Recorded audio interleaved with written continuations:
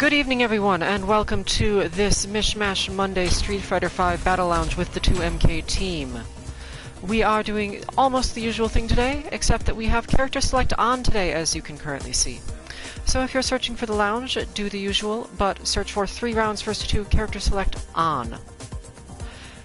In other news, you can expect stream voice and discussion today, as we often have. However, Rillian will not necessarily be on immediately, as she is currently dealing with sniffles and sneezing and all of that.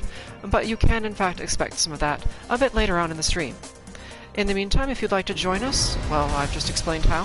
So please stop by and have some fights.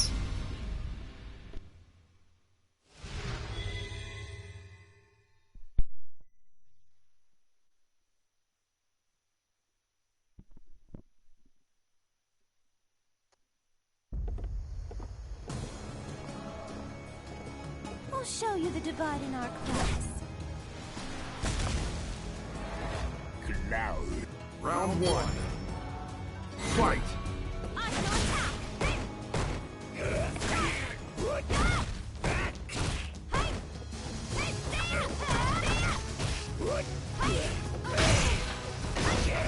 attack!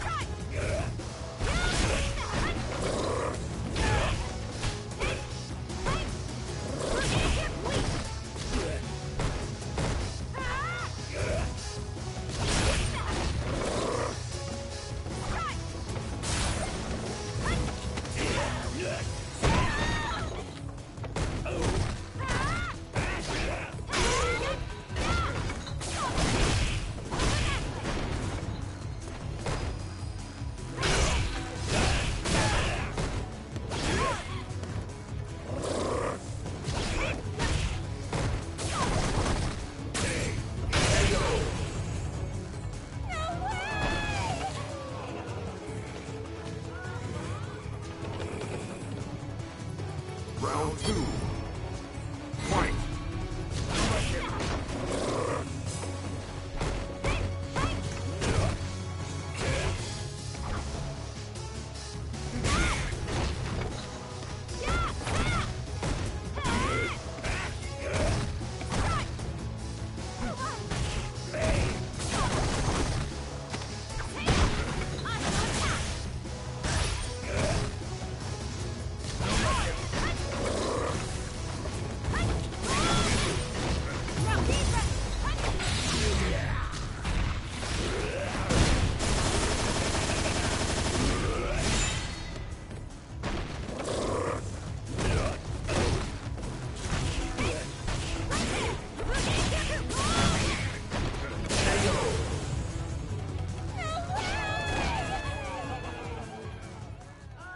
You lose.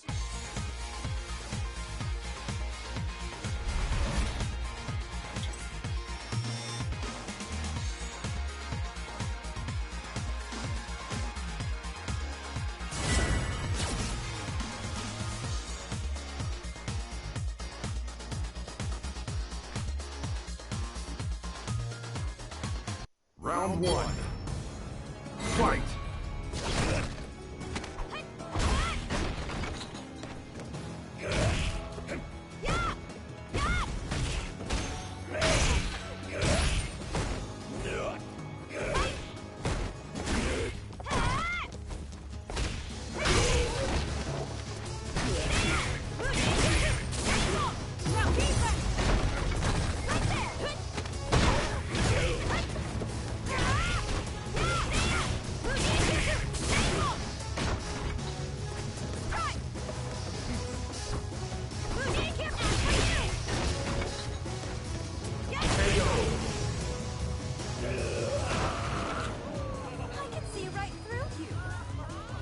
Round 2.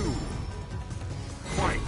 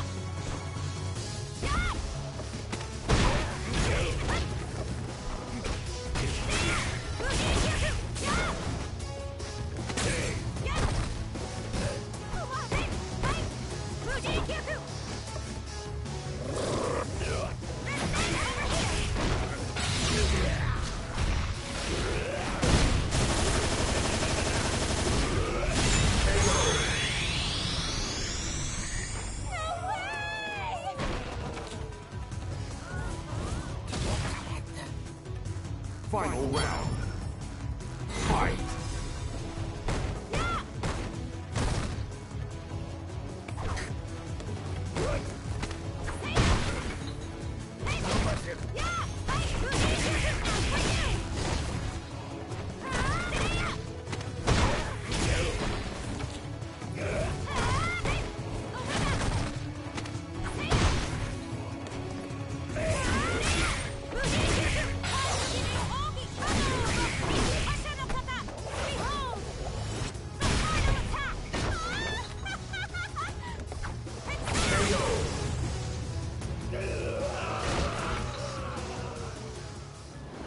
You win!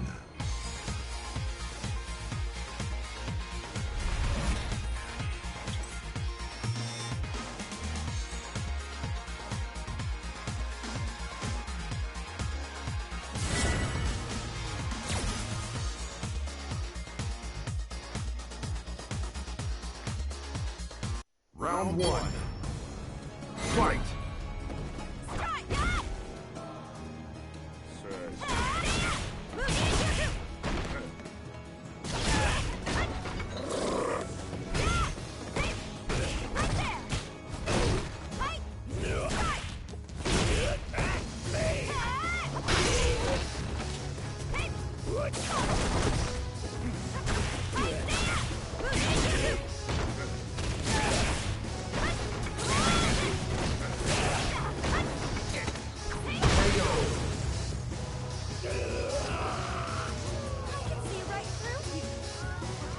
Round two.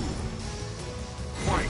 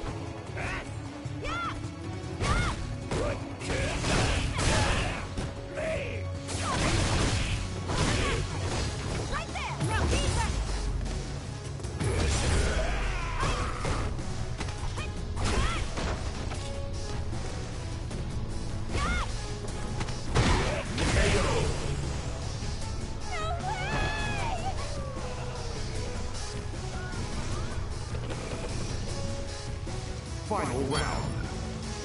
Fight!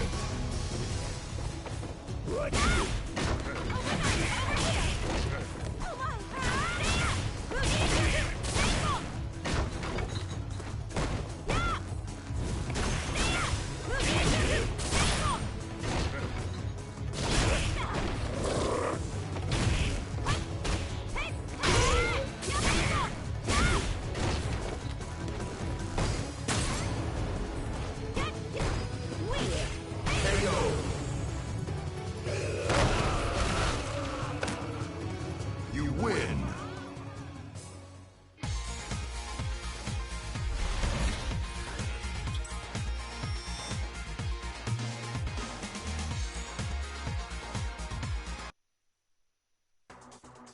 It's go time!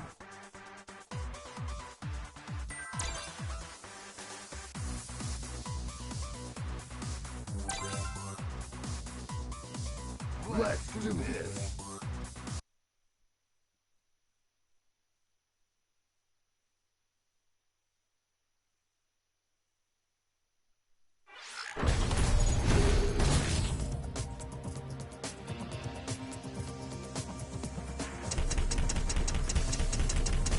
Tansuki Estate.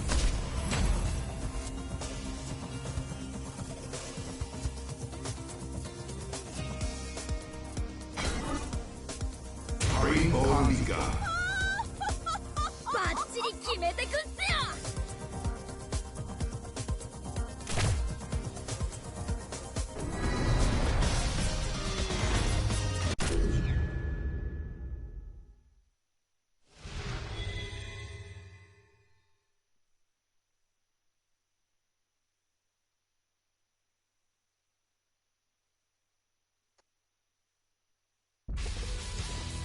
Round one. Fight!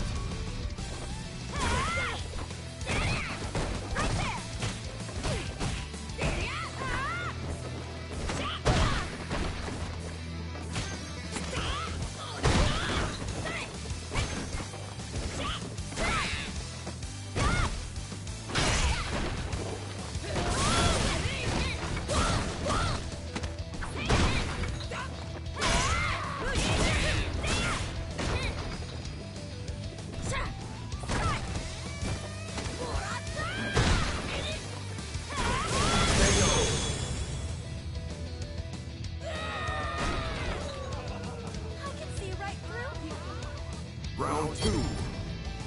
Fight!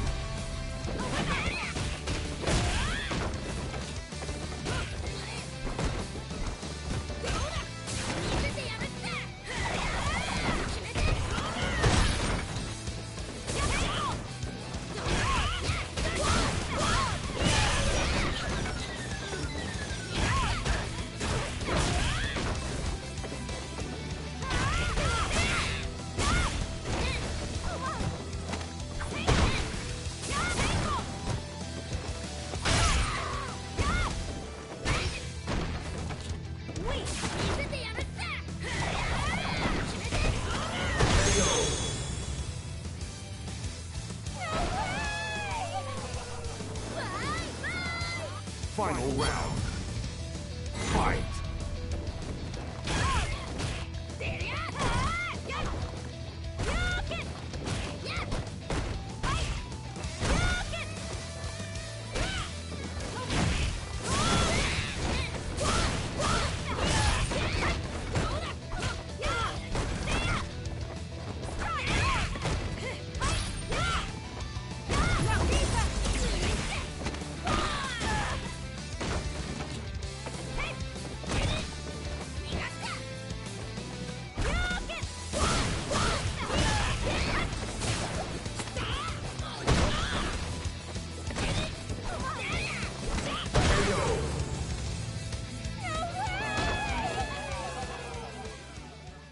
You lose.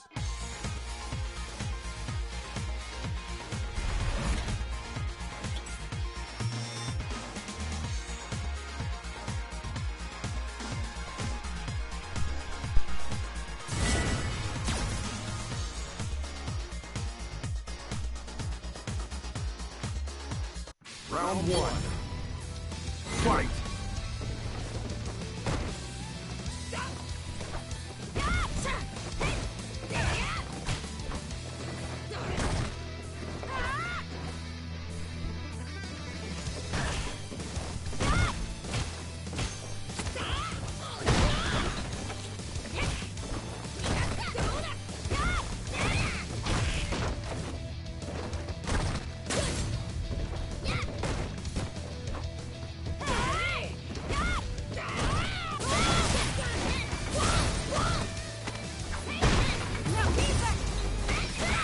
Good evening, everyone. Today's connection to Just Fine, which I tested, was promising enough that we figured she was going to be able to get her games in today. Whatever it is that normally causes it to destabilize may still appear later on in the stream, but for now, we're looking at, probably at worst, some minor lag. Which would normally matter quite a lot in the matchup, but again, this is players that know each other fairly well.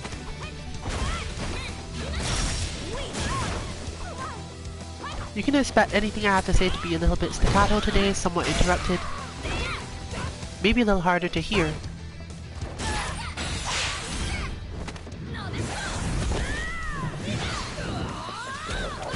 Since I am, once again, at least somewhat sick, and not too likely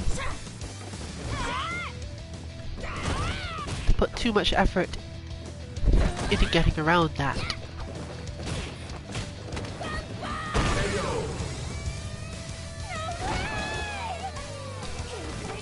I launched this character select on today, if you're searching for it.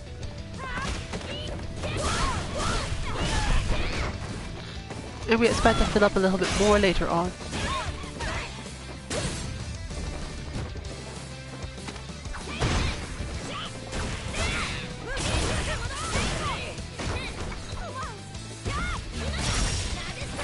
Today we're not looking at anything in particular. We will mention working mainly on grounding approaches, things like offense, confidence, the sort of things we often talk about as secondary factors for whatever theme we have. You win.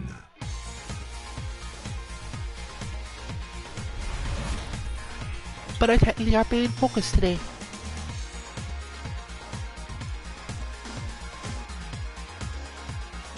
So I'll be drifting in and out with any observations I have to make, particularly if we see any new matchups today, Fight. or if one person's particularly dominant performance showcases something that someone else might need to understand about their matchup, or just some psychology thing.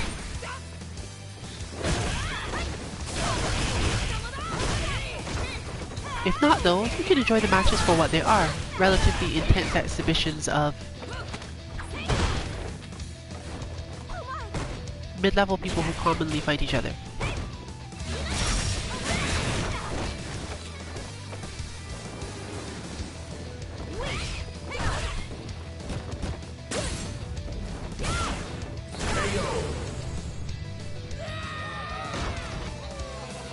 I'll admit that you have some skill. Round 2.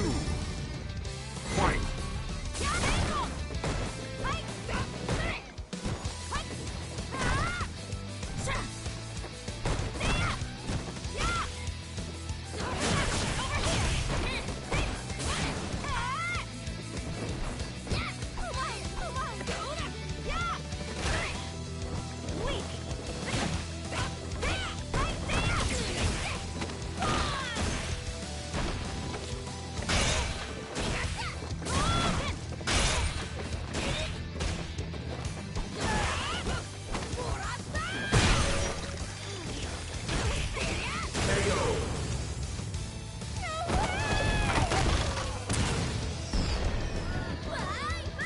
Final round.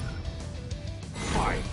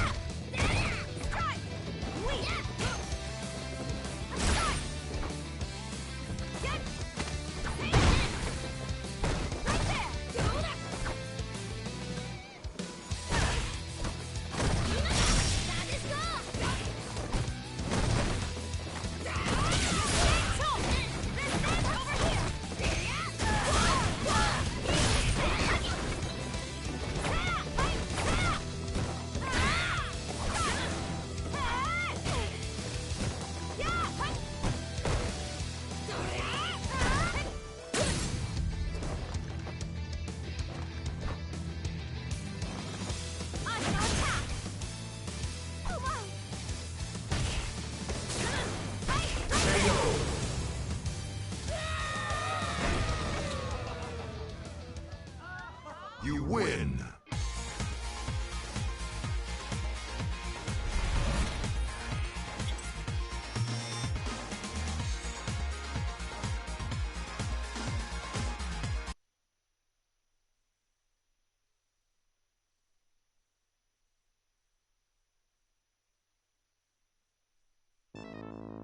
It's go time.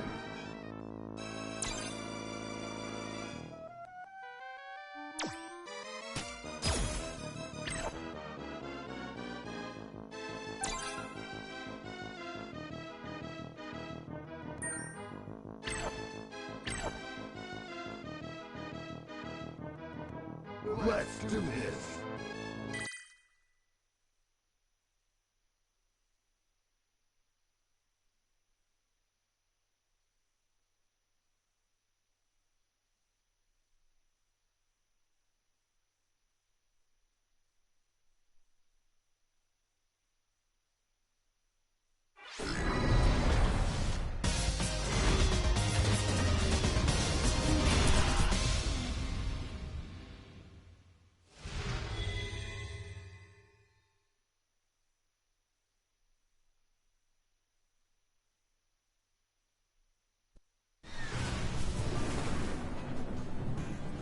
stand in my way, I will kill you. Round one. Fight!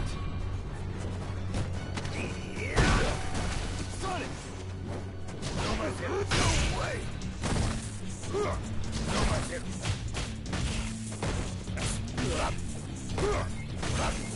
Take it down!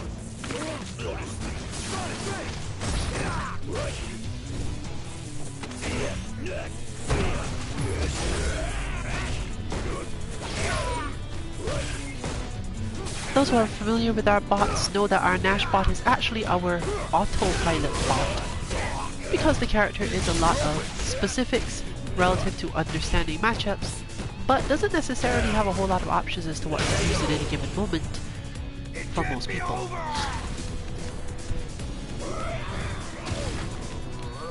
Round two. Fight!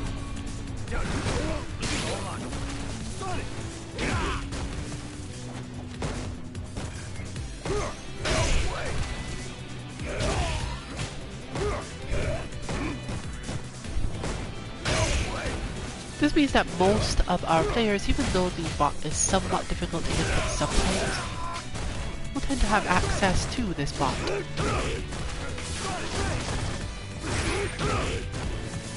We tend to make sure that it gets input.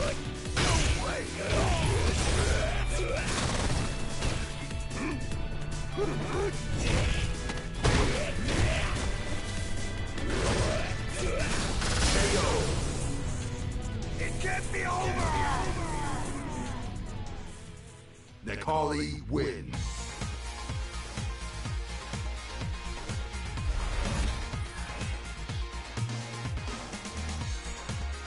And in turn, the nature of Nash, Nash players, Nash bot makes it so that most individual players don't have enough deviation from the bot. Again, because of the way Nash's tools are used, to make it too difficult. It's one of those bots where you gain something from it even without doing too much work, and you can therefore use it for your psychology. It also helps because you get used to getting hit by certain things, seeing certain moves, etc.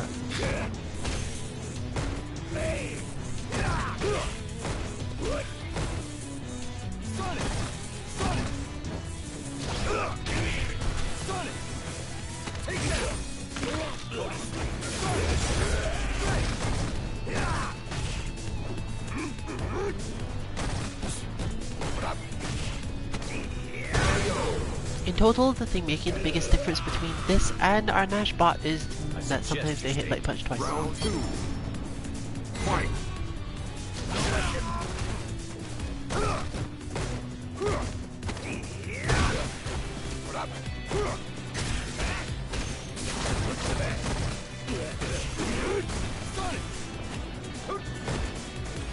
And technically that our bot uses their forward light kick to enable it less. But it does depend on what you do, how you set up the situations, and so on.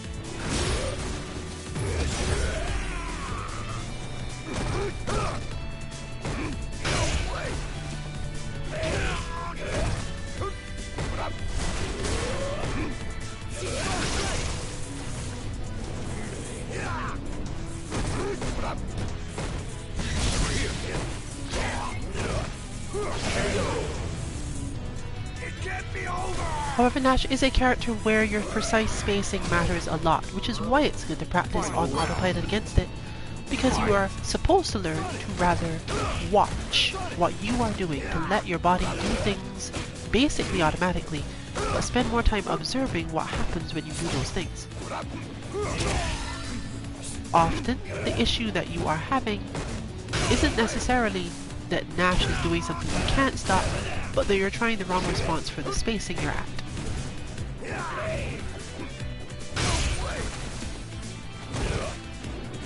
And Nash has a lot of this. Little places where you have to do your combos differently, use entirely different combos, go for throw when you otherwise might go for or punish otherwise. And he jumps over moves that you would expect to reach other people. Not necessarily because his jump is super long, but because the spacings at which he chooses to jump are a little different. He does also, of course, have the zoning jump, the very long jumping heavy kick with the good downward hitbox. Necalli wins.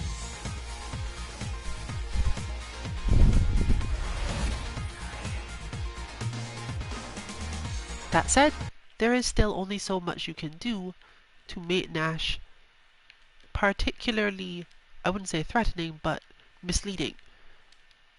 To get to the point where your opponent doesn't know what's happening, especially if they face the bot for any reasonable amount of time, can be a little tricky. So it's more likely that our guess is going to have to work a little harder if they stick around. Let's do this.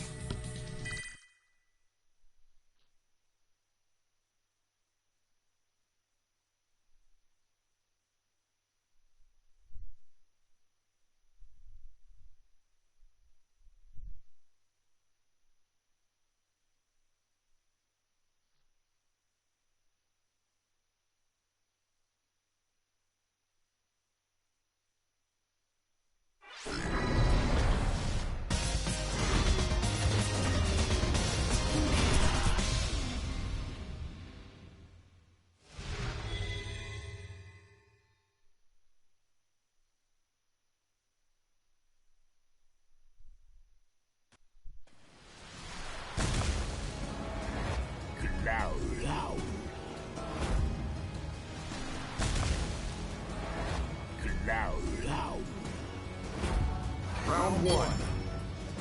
Fight. As usual, we're expecting our Necalli mirror to come down to defense, and one particular punishes spacing.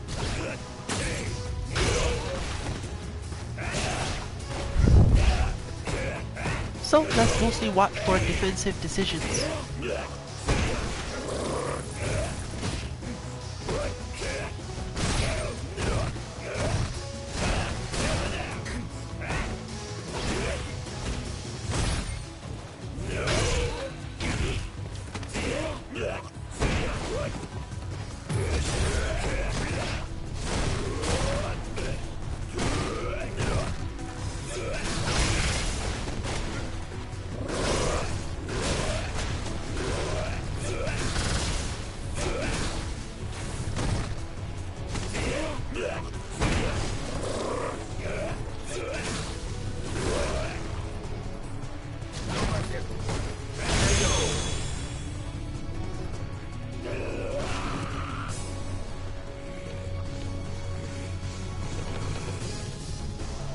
Round two.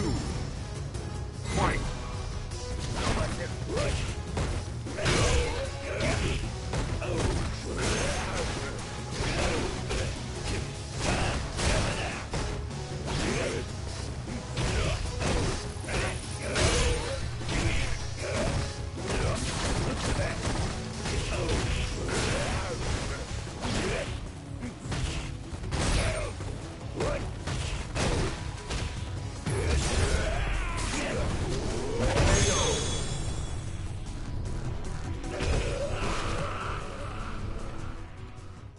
Necalli wins.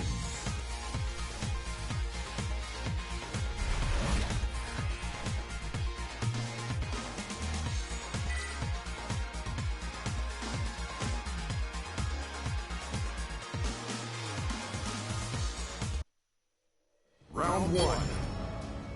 Fight.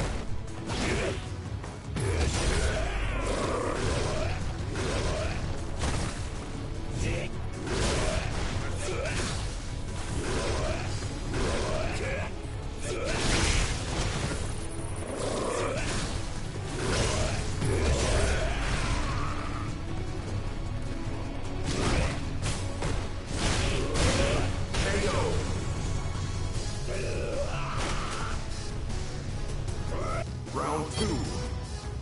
Fight.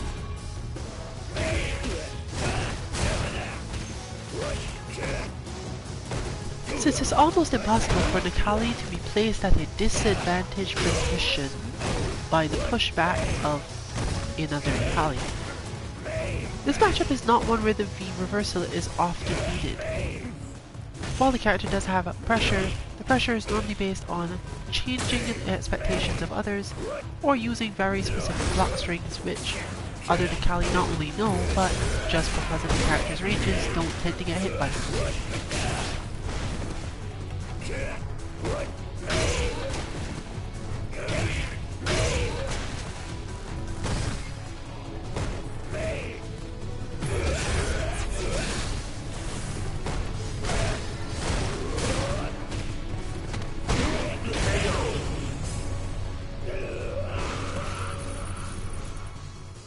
Nikali wins.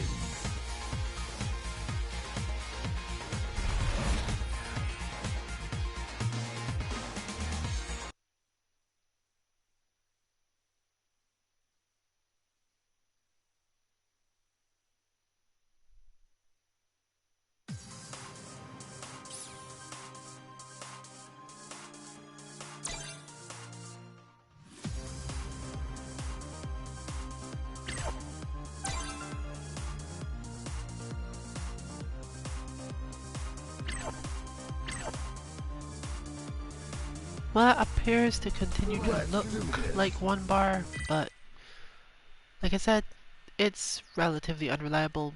But it was showing at 5 bars in our test, which means that maybe it has degraded now after whatever little moment it is that causes it to do so.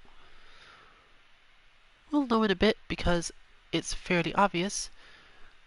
For whatever reason, that causes this to happen. And we don't get to watch the match, nor do we get to understand what's going on in it. However, it is usually more so a sudden stop. And if possible, the match will go on.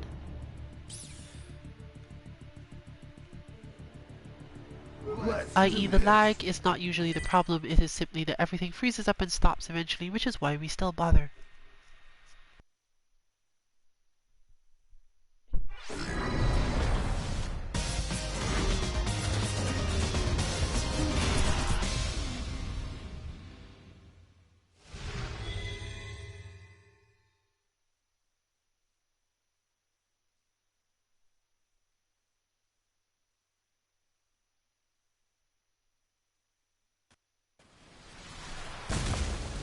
Round one. Fight.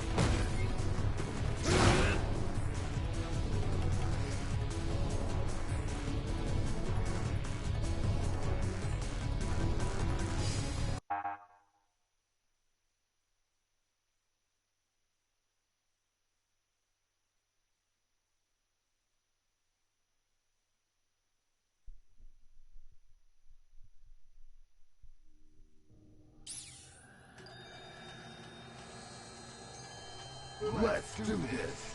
And despite our current experience, we will continue to understand nearly nothing about why this actually happens.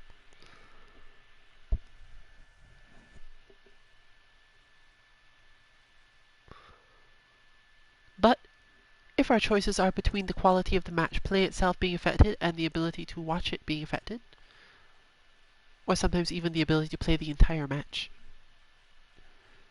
then this one seems like the better option to have, though it does lead to a slightly less interesting stream.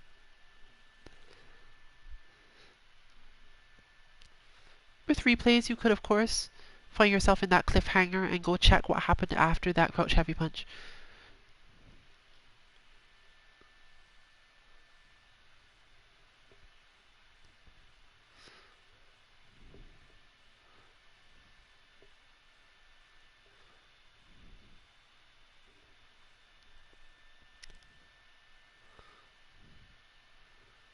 Stream content, particularly with all of the online tournaments these days, do allow you to get a fairly good look at these things. Especially if you saw a match that you would like to analyze yourself later, you can generally make a note of when it was, knowing that it won't be just on a specific stream, but within the game system itself, you should be able to go find that replay, even if it takes a little effort. Add it to your replay list as your favorite replays if you wanted to see it, to make sure that, you know, there are people who play hundreds of matches in a day.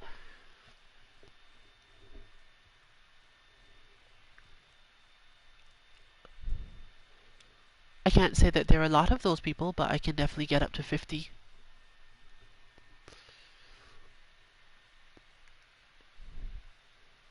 And there are definitely those who push way past that.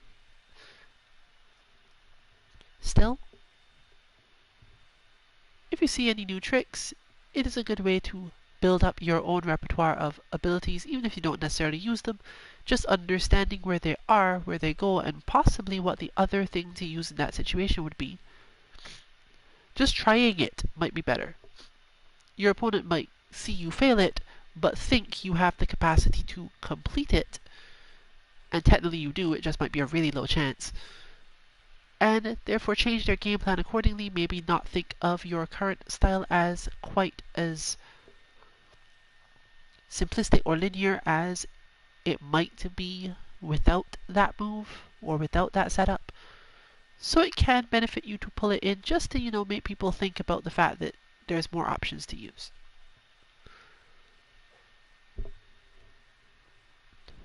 It looks like that match is probably going to play out normally just without us being able to see it.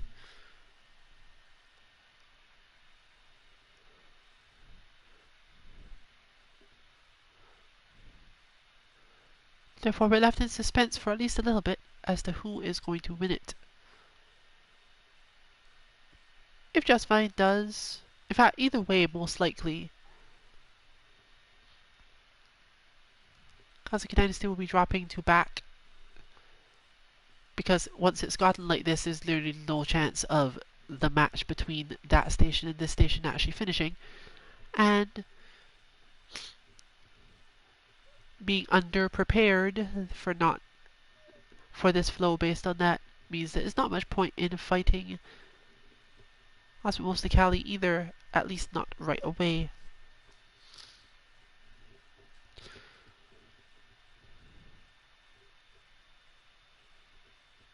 Which means you'll see a rotation around for whoever was next in line, possibly more so than that.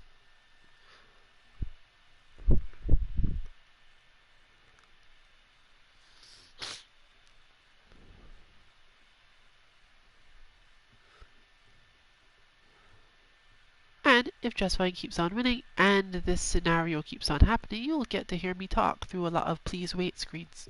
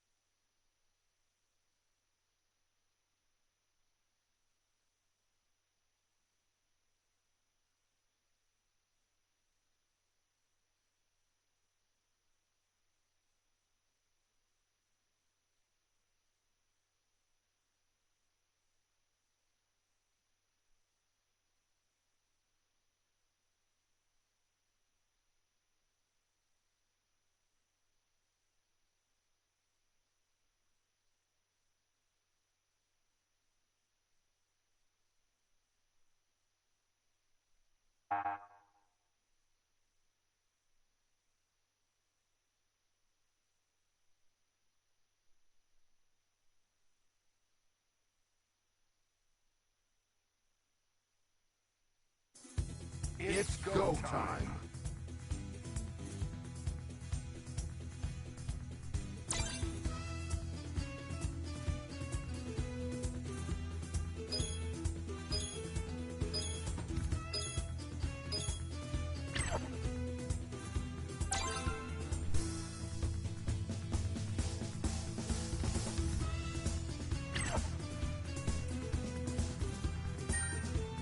Let's do this.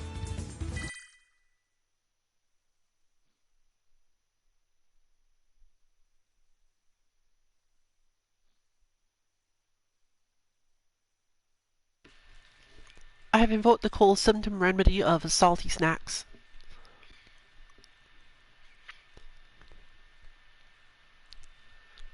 This does not necessarily help with one's symptoms, but it does make one feel better. Similar to ice cream, except that ice cream makes some people feel worse when they have terrible cold symptoms. I can see why that is. It doesn't usually affect me much.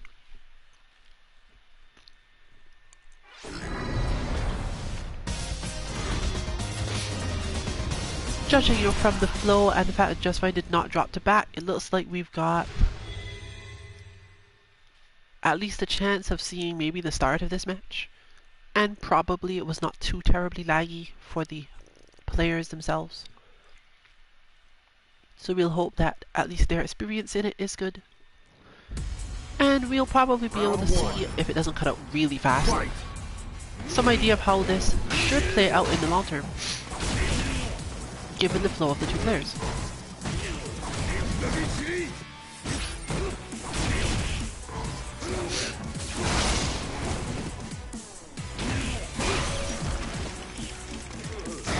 Just Fine has mentioned the general issue with other Bison being that their offense leads to a similar problem with the Nicali. Like, you know what to do, but the pushback is not going to give you an opportunity to slip through, to play a certain type of footsies, etc., which means you spend a lot more time depending on your V reversal or on riskier / crazier things. But as Bison doesn't have a whole ton of risky / crazy things to use, the V reversal becomes one of your biggest options, which is a good reason for the Hell Warp choice in this matchup. Basically being able to get to the other side, push on the opponent a little bit, and more importantly, it creates a sort of mental lockdown. If the opponent is attacking and continuing to attack, you know that you probably need to counter them. You know that you could play defensively based on your reaction. The Hell Warp is a good way to get your opponent to not stop, because becoming twitchy, waiting, but your opponent hasn't moved quite yet, that's a problem. Round one. Being able to go, I can make you move. I'm not standing here for you to just block defend. I'm making you move. It's a good way to make sure that when you are doing things, you have something to work on. Just Fine is generally a patient enough player that this should work in the long term. Being able to go, no, I know you're going to keep attacking me, because if you don't keep attacking me, you have to deal with my Hell Warp. This wouldn't necessarily work at higher levels, because you can absolutely train to counter Hell Warp on reaction almost. In fact, I'm pretty sure you actually can counter Hell Warp on reaction. But it still does help enough, because regardless, it will cause the opposing player to slow down. If they want to react to it, they must slow down, and if they want to avoid it, they must speed up. Very few characters have the spacing, timing, and positional awareness from the player side, i.e. the number of options to do the thing. Everyone can basically throw Hell Warp, basically on reaction, but it does depend slightly on where you're standing as well.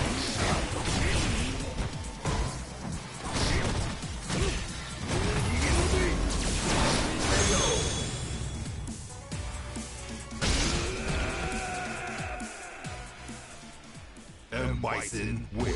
But we did get to the end of the match. implying as usual that whatever issue we're having between the two systems is between these two systems. We'll continue to investigate it and be confused.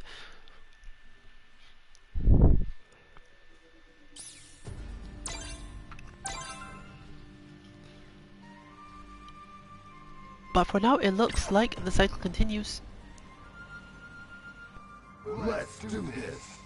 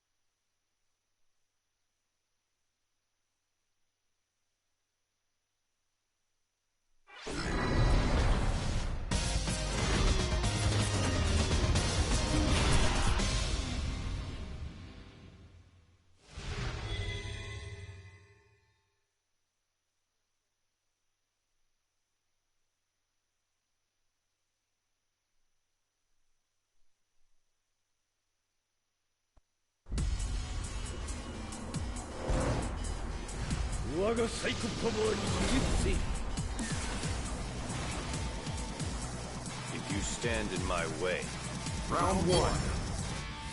Fight.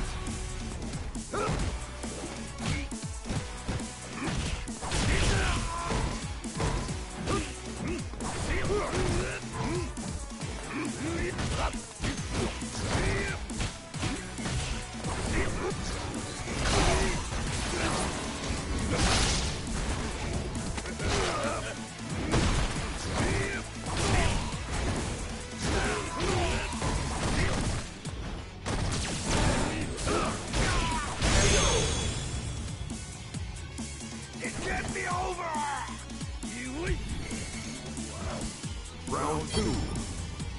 Fight.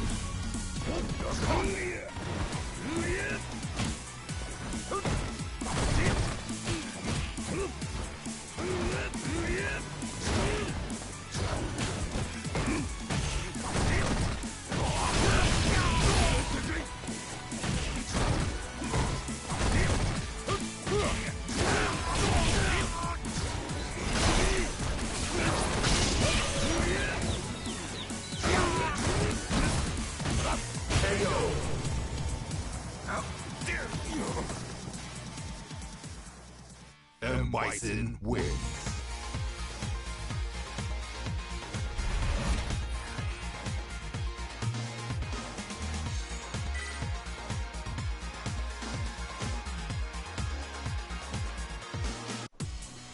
Round one. Fight.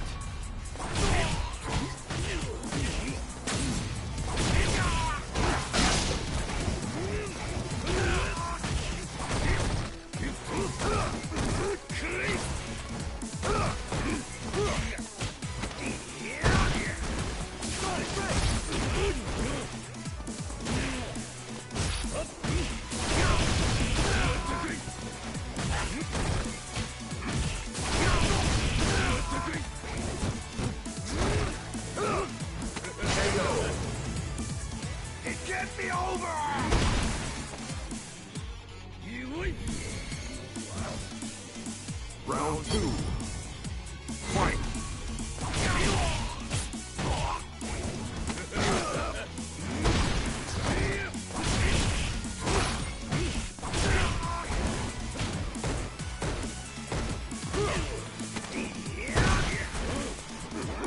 Slice you up.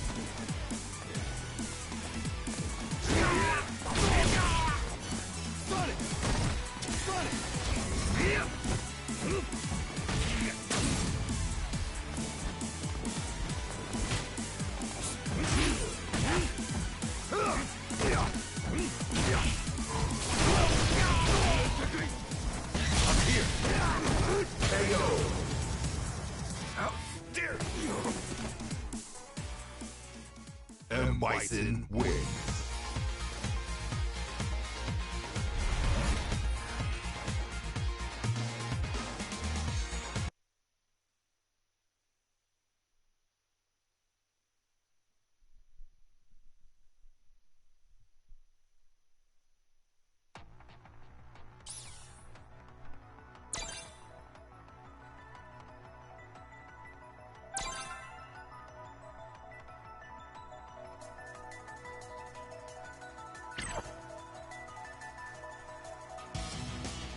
Let's do this.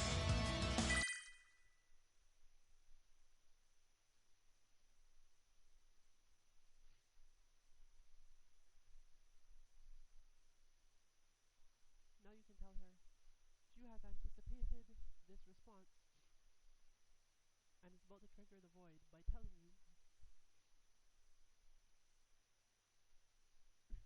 Yeah, but don't. It's fine. I'm ignoring it because I know what's happening.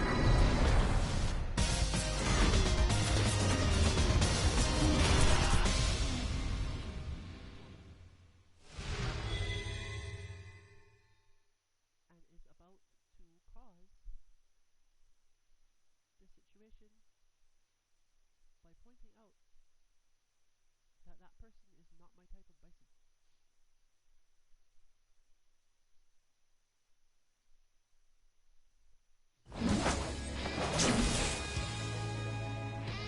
No need for talk. Let's do this.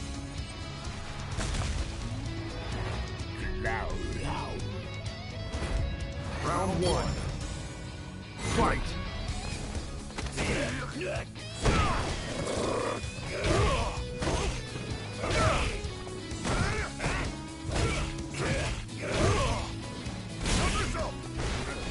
I was just thinking about something slightly important and forgot it.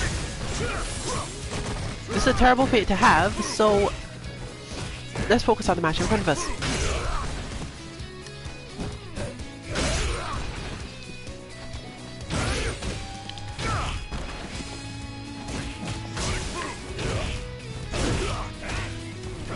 I don't remember which Guilebot the Wolf even has.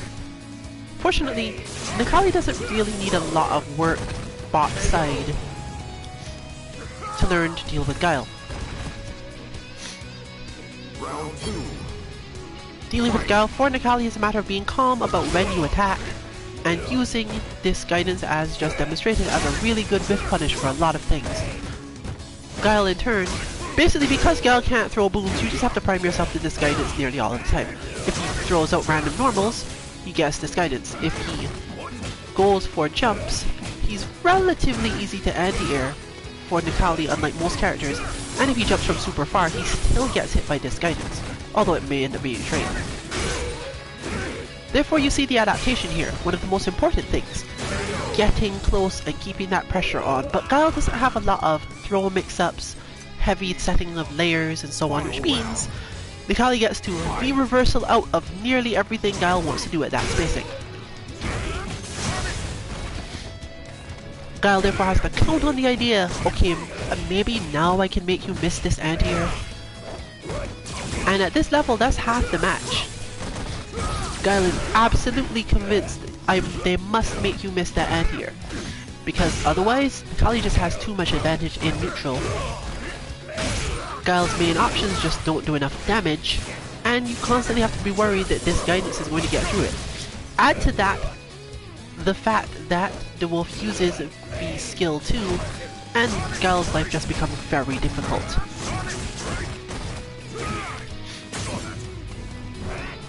Choosing the right time to V-reversal therefore is actually the hard part of the matchup. Because you don't want to do it so often that it becomes predictable,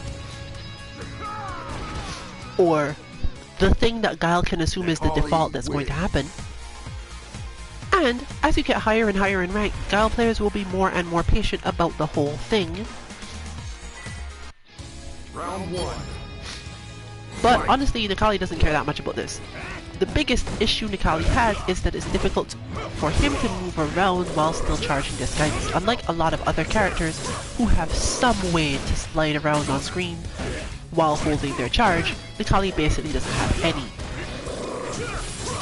He's either charging this guidance or he is moving. There's no in between.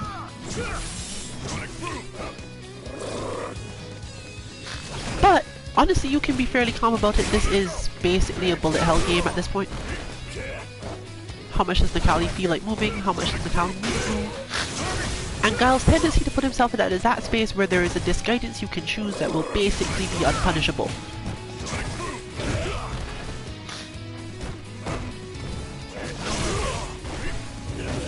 Guile does have a decent option in the consistent press of his crouch medium kick, but that crouch medium kick is one of the most whiff punishable moves in the game, particularly with a sweep as fast as Nakali's.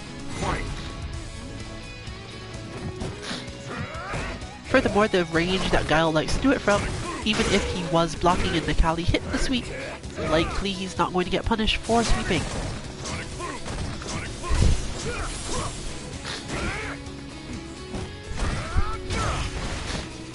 Guile's best option, as you've now seen, is Sonic Blade. Sonic Blade is a really great help here, but it's not enough of one because Nakali's just going to block it. Plus he can do that! That is important. Maybe not the best option to use in certain situations, but if you're needing to make the comeback, that's pretty up there in terms of options. The wolf commits to the offense here. I mean, this makes sense given that there's no health left to do anything with. You might as well use the V-trigger and hope you get through. Guile wins.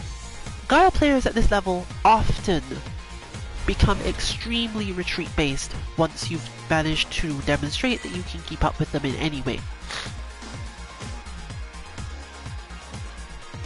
You should generally expect this as a Street Fighter player, that someone will often get into trouble, and if they switch to Guile, you should expect it right off the bat, and if they don't switch to Guile, and they were playing Guile all along, expect it as just the basic tactic. He's a tank, he's a turtle, that's literally the character's design. Your goal is often to control your own emotions enough to realize, I have the life lead, therefore my opponent is in this mode and therefore I have won the match. This is not true of most characters, especially because Guile will eventually get you a bit. You have to have like more than 2 throws worth of life lead for this to really be true, because, you know, Guile will run up to you and throw you. Well, dash up and throw you. Sometimes walk. But it's super important to be able to do this mentally, to recognize, oh, I have massive meter advantage, I have massive positional advantage, I have some huge advantage over this character. My side of the screen has meters that yours doesn't, and therefore I'm winning now.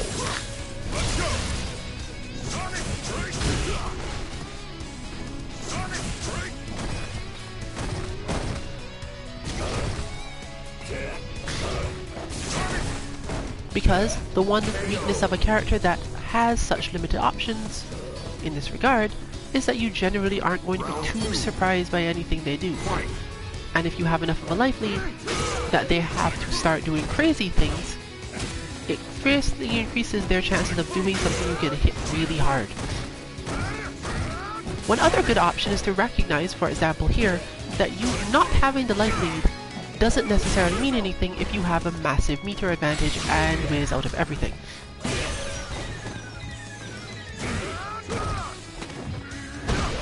But today, it doesn't quite work out. There is a certain level of focus required for this, and it is not an easy amount of focus to pull up when you are feeling as if you're being threatened by the character.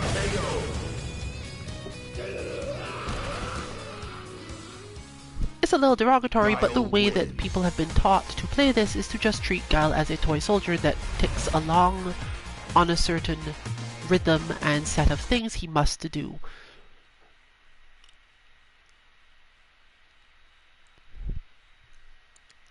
I don't like to repeat it because it's technically demeaning to Guile players, because even when they're playing well, it's technically the same thing. So you can't really say, well, I don't mean you good Guile players, or I don't mean to demean those who are learning the game or the character. No, this is how you should think of Guile basically all of the time. But maybe you could think of it more so as something people need to do in order to get around their own hang-ups about what it means to fight a very defensive character. Sometimes the fighting itself is entirely how unnerved you can make your opponent, how much you can make their defense crack, because if the character has no real huge flaws in terms of gameplay, you're going to have to target the weakness of the player.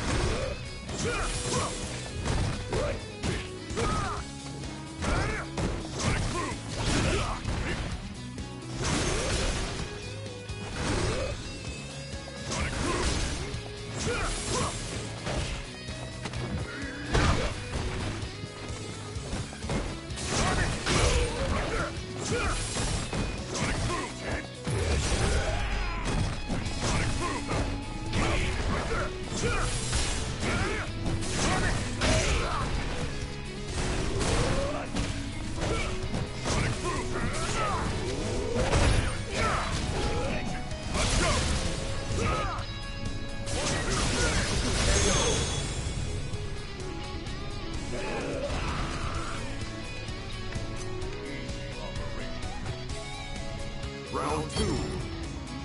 Fight!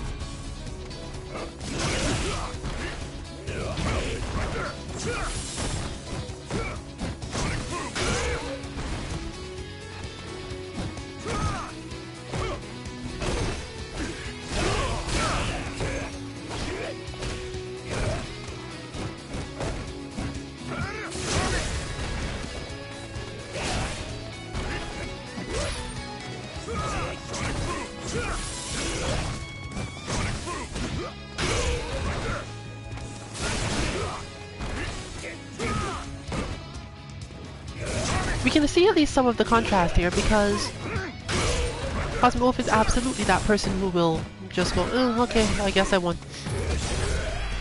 And not worry about things for a while. It's not necessarily going to be enough because on the other end, defense tends to be lacking, at least slightly. Meaning that the jumping is more likely to work. But the overall flow is something you can compare here.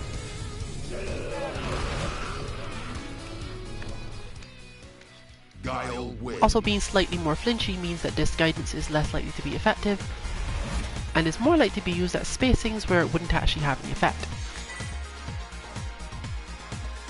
But that's a matter of practice, whereas the mindset part Round 1. is a different type of practice, Fight! and you can definitely see some indications that this wolf is closer than the other.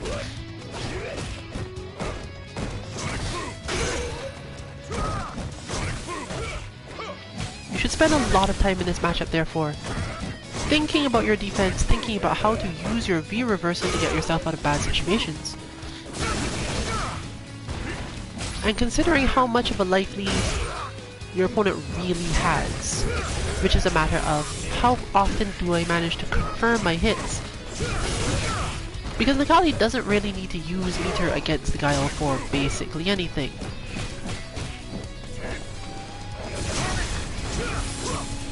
As a character, Guile will at worst manage to build up some pressure, let's say.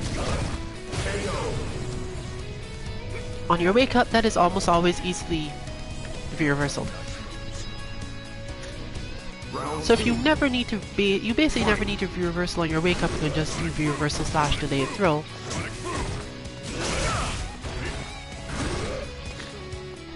If you could always V-reversal on your wake up, then you don't need to use the meter there. If you aren't going to benefit from using it in mid-screen, no point there either.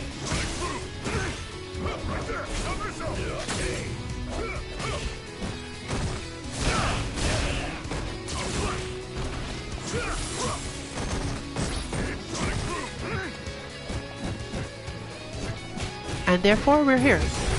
The opponent is going, okay, well I'm gonna keep jumping until you anti-air me. And if the anti-air never happens, then the fight is lost.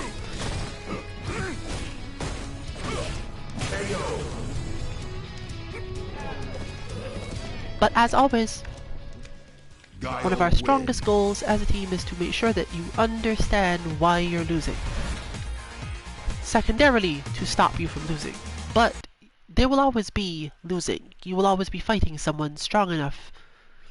Eventually, that's the way the game's system works. It matches you against those people. If you decided to play ranked or casuals, approximately half your opponents will defeat you because that's how the system is built to do work. But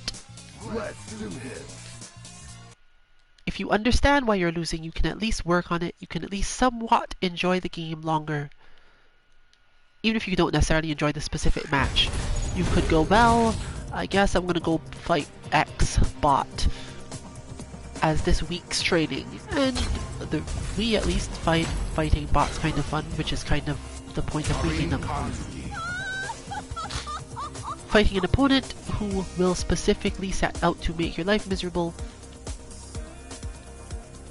because they've realized, oh, you can't react to this, let me keep doing it as much as necessary.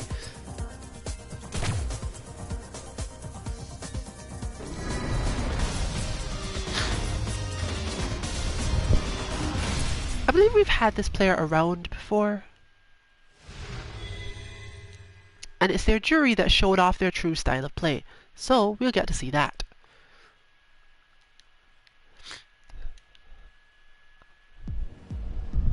Now that I'm remembering it and I've seen their Bison and their Guile, is that yes, you are a jury player. I can see why you're a jury player. I'll show you the divide in our class.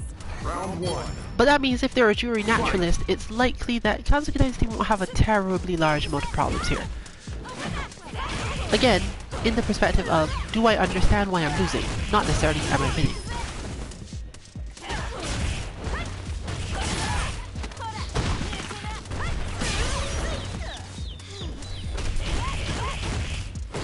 The general problem with Juri is that she doesn't have to stand in any of the places that any other character does in order to do what she wants.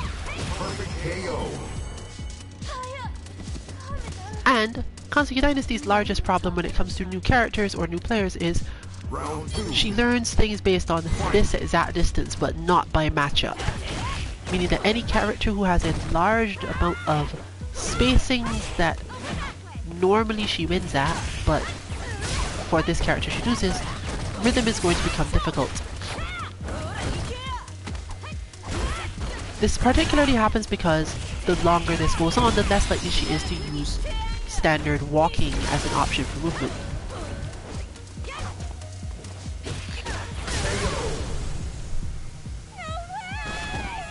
Another layer of this is the fact that at certain ranges some people attack. Juri is pulling you into a trap. She's not going to attack you. She's going to wait for you to whiff your attack and then hit you, because that's what the character is built to do. So, this is the ultimate test of Kazuki Dynasty's situation. Fortunately, she's been slightly prepared for this beforehand by fighting Birdie Bot, which is almost exactly the same thing. Fight.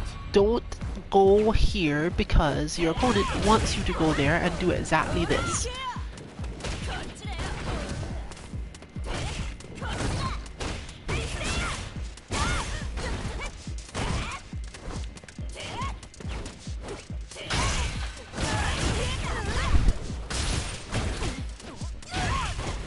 Also blocking. There's often a lot of blocking.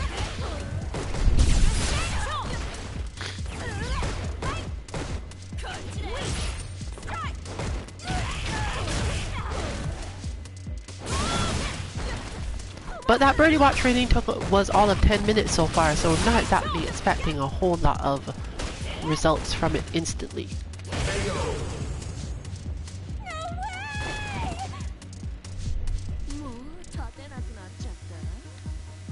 Round 2. And I don't believe she's fought Birdie Bot in a long time. Prior to today.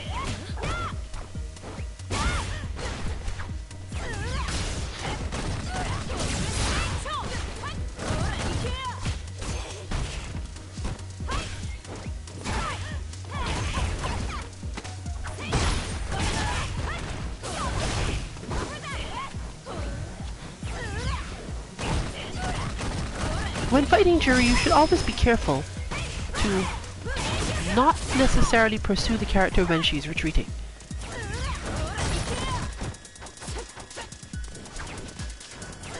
Generally, Juri is spending a lot of time making very sure that she knows where you are relative to her attacks. But charging Fuharin, especially for a character with such a long move as Karin's Rasenhan, is just letting your opponent hit you, really.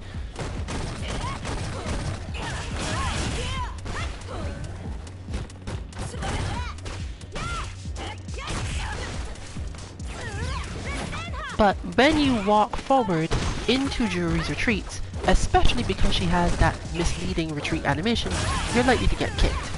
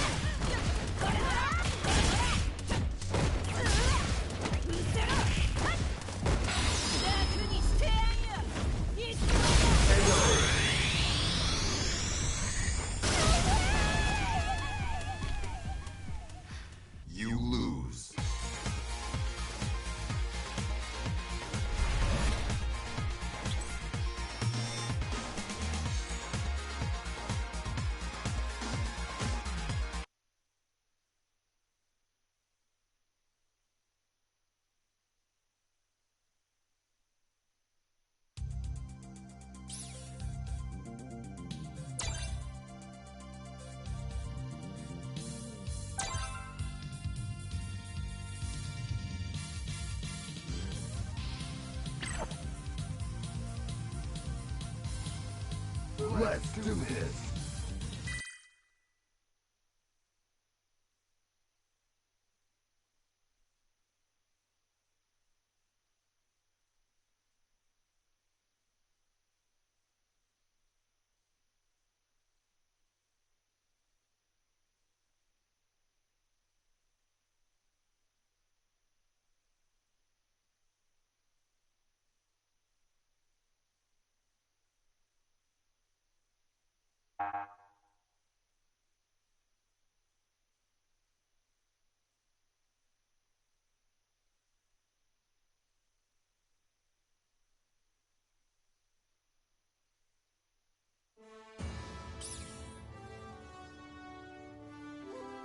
Let's do this.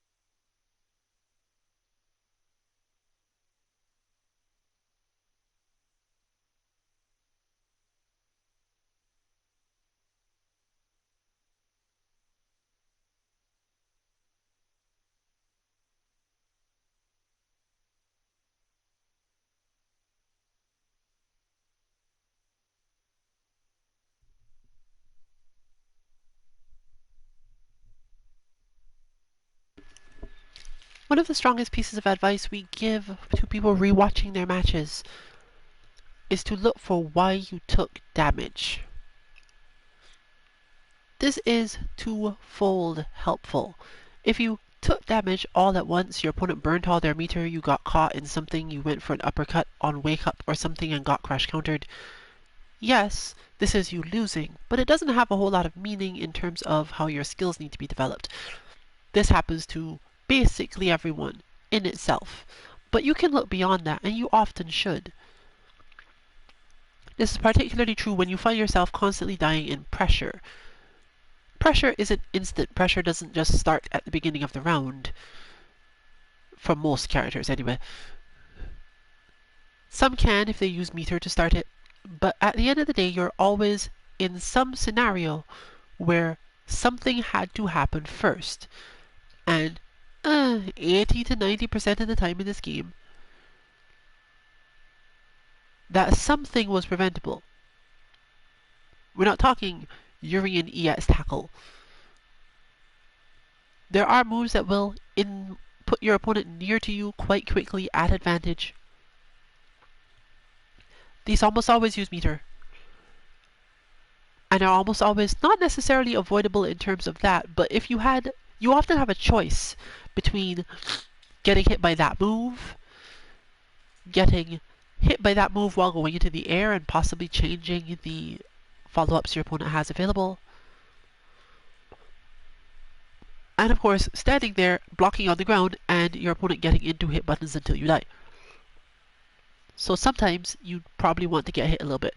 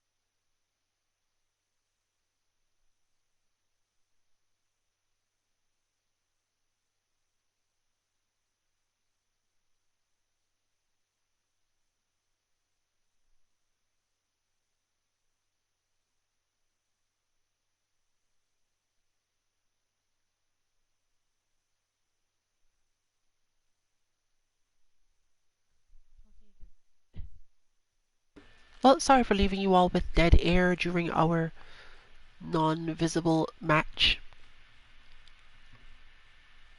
But breathing is a thing.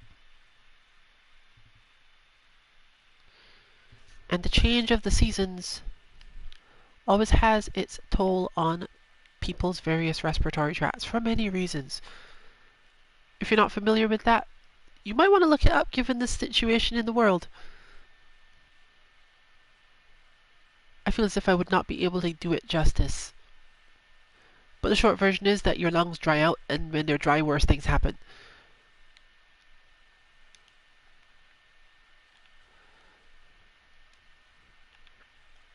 If, as the comedians constantly joke, you've been living in the bunker for the last year or so,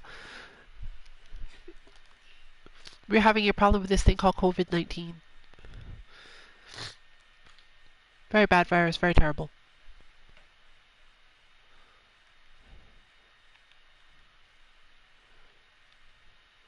Mostly terrible in that you can't really, like, you can have people who are at higher risk, but outside of the obvious high risk categories, basically two of them, then there's other people who just have random weird reactions to it.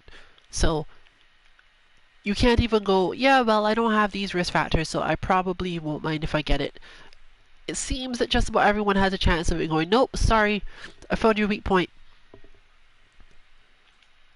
And you may end up changed forever. So please do whatever you can relative to the guidelines and keeping yourself safe and not inhaling other people's particles.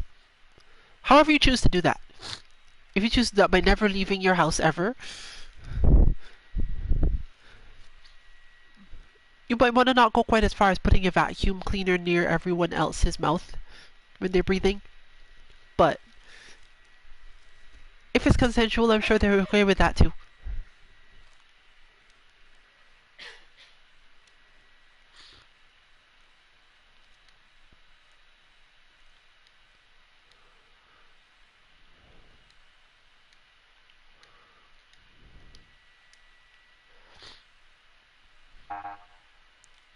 But yes, please, please. Everyone has been begging, and we are joining the very long list of begging people. Please stay safe and do not overdo it. Do not do too many things. Do not party unnecessarily.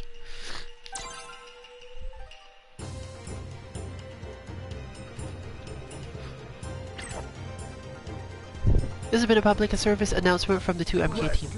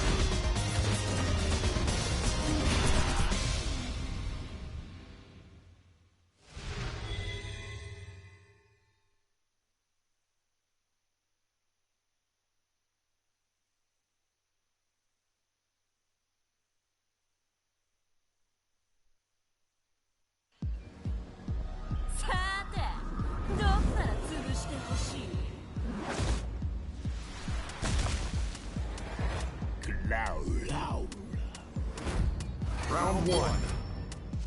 Fight!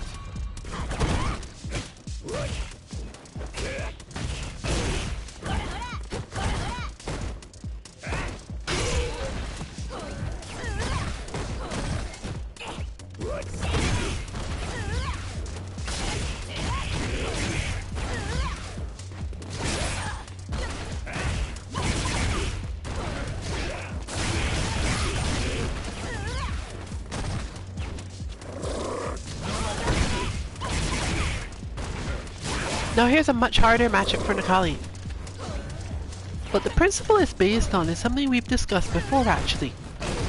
Only we've discussed it in this case of Mika versus Akuma.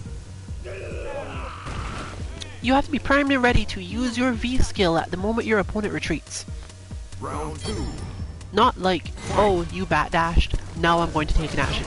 No, it's like literally, I'm watching for that moment where you decide to dash away from me, or jump away from me. And in that moment, usually at the end of your own pressure or something, where I've managed to block, or on my wake up because you think it's going to work, any number of those situations where you just think, oh, they're gonna jump away from me now. They're trying to make sure that they get advantage, that I have to chase them. Don't chase them, hit V-skill. It doesn't matter which V-skill, actually. Although Nikali can normally just hit stand V-skill if Juri is at even a remotely useful range for this. If she's really far away, it's not particularly helpful in the first place. But it does multiple things in the matchup. It gives Nikali a space to stand in, counters the no Fuha, and prevents a lot of Juri's advancing moves from being good ideas. And again, this is V-skill 1 or V-skill 2. She will get hit out of so many things because of her light hitboxes that you can get away with it, as long as you're reasonably sure whether or not she's going forward or not.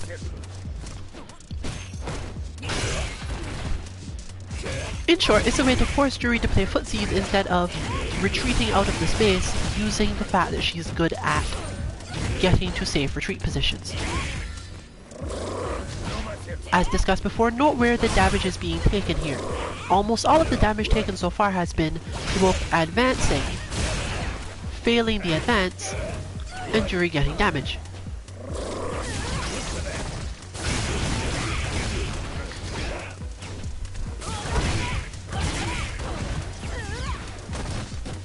With only minor damage actually from the moment of, oh, I did my V-skill too late and they responded. Juri wins. The best part is that Juri waiting for you to do the V-skill doesn't matter, because one, you're not doing it at those timings in the first place, and them being convinced that you might do it at that timing just lets you walk forward. Fight. And two, if they're focused on the V-skill, they're less likely to check your dash, especially if you don't always dash with the intent of attacking.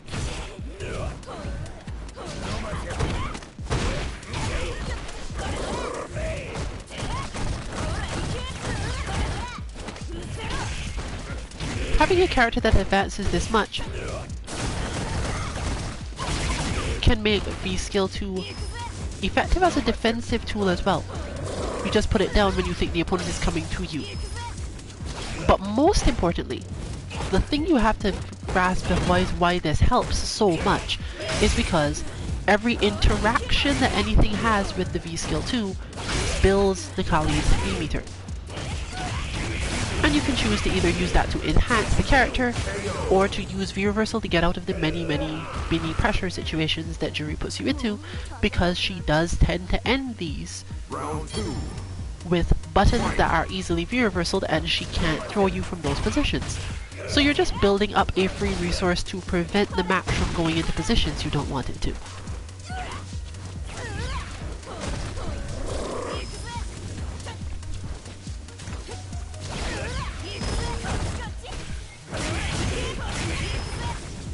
This in particular helps because with this V-skill, if you think the opposing Juri is going to charge up their move, you simply walk slightly in front of your own crawling beast until you're just about the range where she could actually kick you, or she has charged her V-skill long enough that it will hit from the front. Those are the things you have to learn and practice, but if you're even familiar with the character a little bit, you should still be able to get something out of it. So you'll note the big problem here, actually, from the wolf side is that going for V-trigger at that moment means that Juri would probably use her own, go for pressure, and manage to get through on the pressure front. But a good jump has at least managed to take this round and conserve most of the CA gauge, which would be necessary for big comebacks in this round.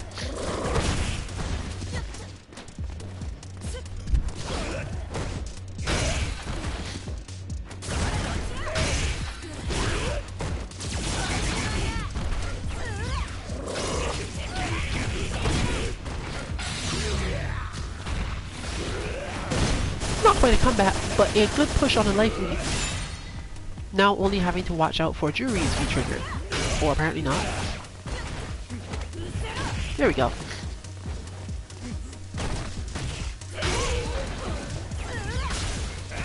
But this is an ideal situation. Jury's V-trigger is a lot less helpful when you have a 3-stock of V-reversal to get out of it with. And enough health to take a throw or two.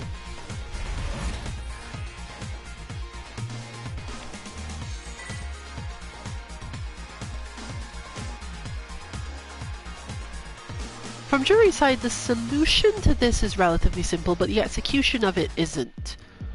Round 1. She needs to generally charge medium Fuharin more.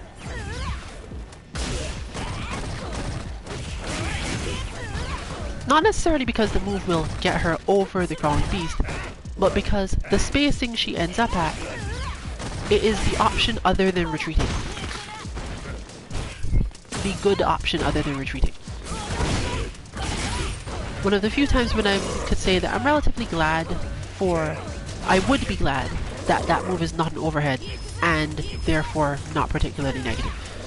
Because it can be used in that space a lot better.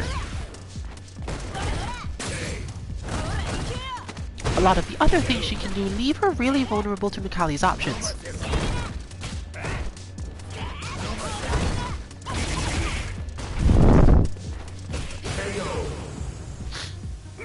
But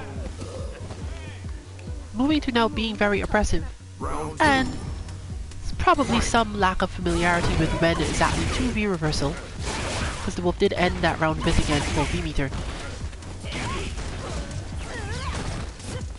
means that we're not needing to see that quite yet.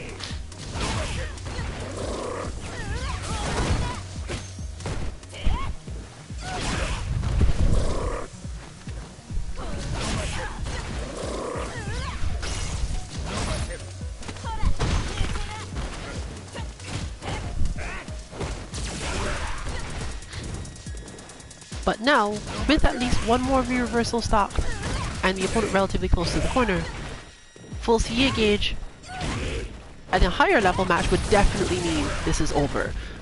Because Mikali only has to land one hit from here. Jury's health is not exactly the greatest.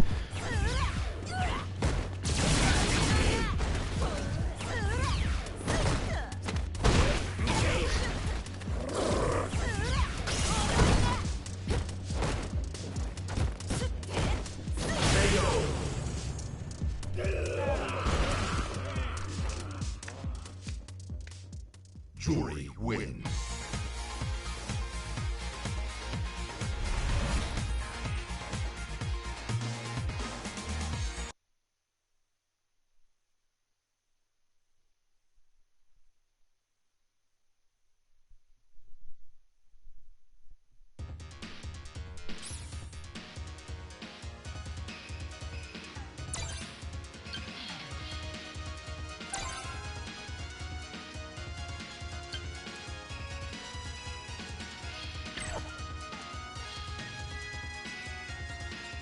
Let's do this.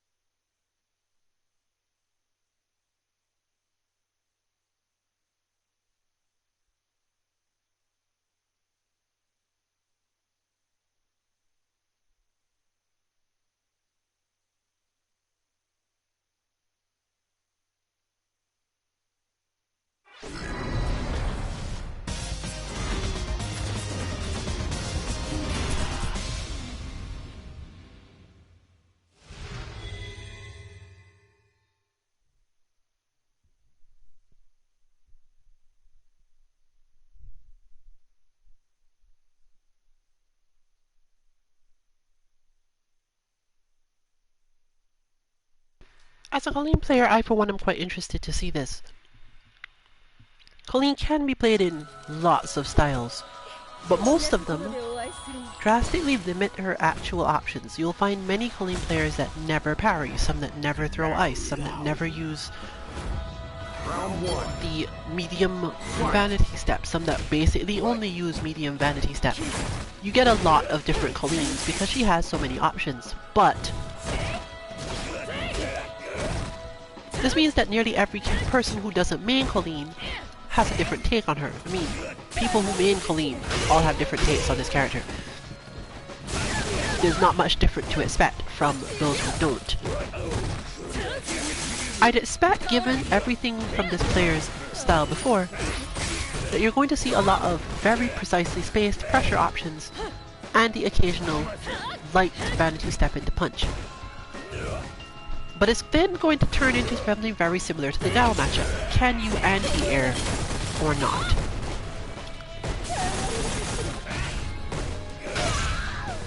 But she will end up therefore with a lot more open positions where it's difficult to get damage and she has to use a lot of meter to put situations in her favor. Compound this with the fact that Cosmic Wolf is not exactly the pressure-y type,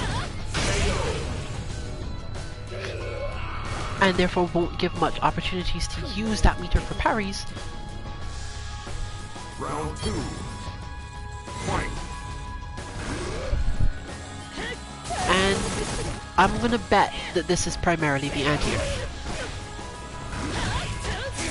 That said, as with all Street Fighters start off, it's not just about make sure you know how to anti-air, it's make sure you've thought about when to anti-air.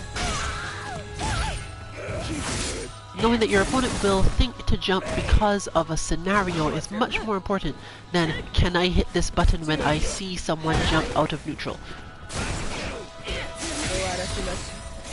Because, once again, if we trace where damage is taken, even if it's not necessarily the actual damage from the jump in, having to block the jump in and the jump in being that tight that is perfectly spaced to give massive advantage, means that we end up here. Round 1. Fight.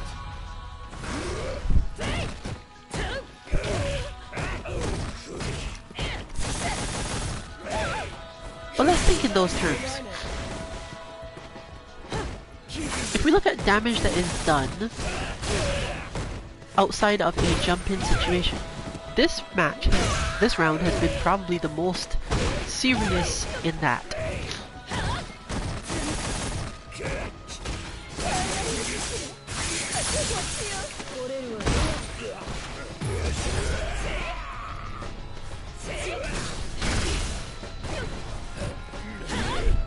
But the fact that jumps were limited up until this point simply means that it's harder for this player to actually have advantage. And even that is a jump setup.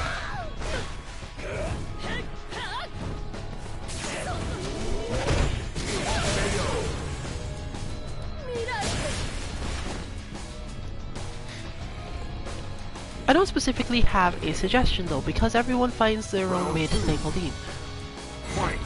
And in a lot of cases, if you're good enough at it, jumping is one of the better ways to do this. Because Colleen is one of those characters that can jump with the absolute intention of you blocking it. Because she's timed one thing specific way.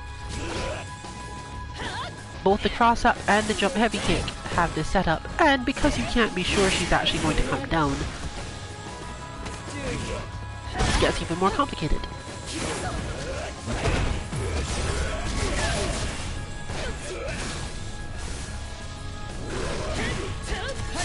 But once again, the jump for damage could have been bigger damage, but didn't seem to work out that way.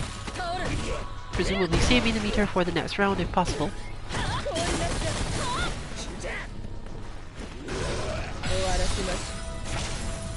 Oh, not quite.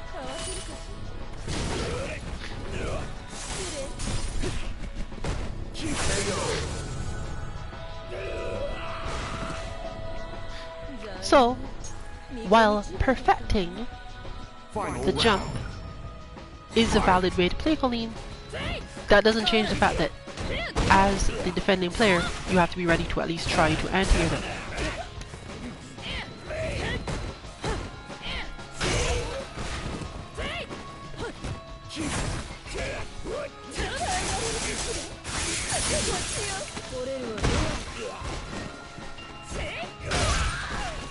It helps that the character does such a large amount of stun that jumping and making you block is a good way to keep that stun high enough to actually get somewhere.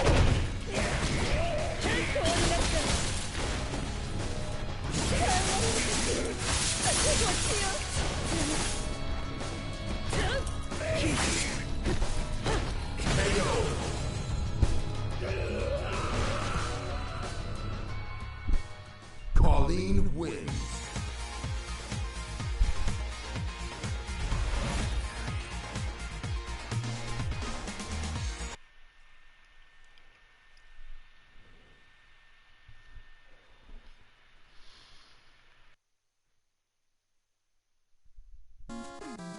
It's go time.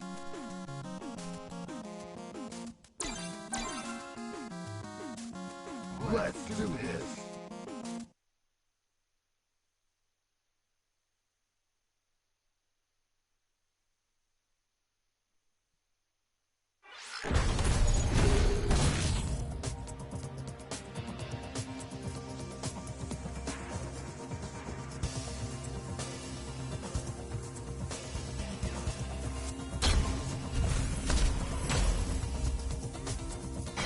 Green Kanzuki.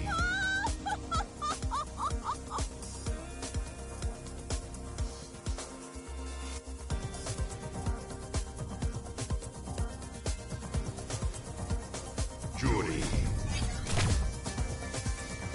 いい声聞かせるよ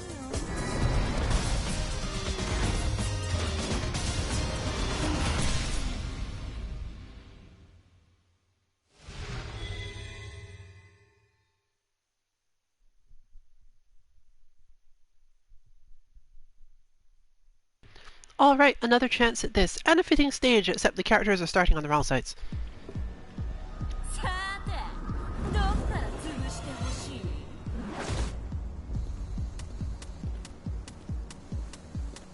I'll show you the divide in our class. Though should we consider ironic that the lesson here is for Sun to not chase Moon?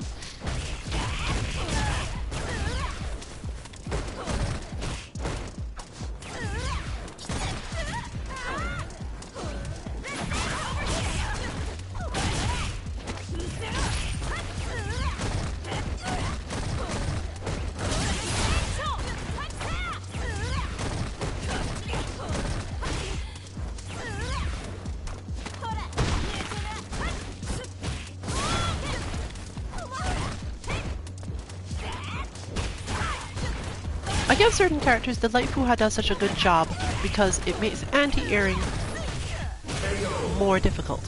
But for Karine, this isn't terribly bad because she can either air to air or just use her meter. Round 2. As the meter doesn't have a whole lot of other uses in the matchup anyway, using EX or Senha as your anti-air when you found yourself being set up by Light Fuharin is probably among your better options. But as noted, if the opponent is relatively far out or just jumping otherwise, you can just air to air them a lot of the time. While Juri can be hard to air in certain situations, she's not overwhelming compared to how many characters are. It's more so you have to watch her spacing a lot more, and you can't do that while you're trying to follow her because of her misleading animations on certain movements. You lose.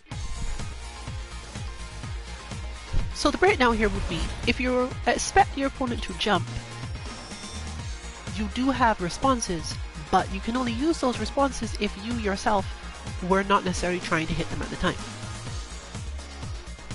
Many other situations it would be, well, I just have to react fast enough.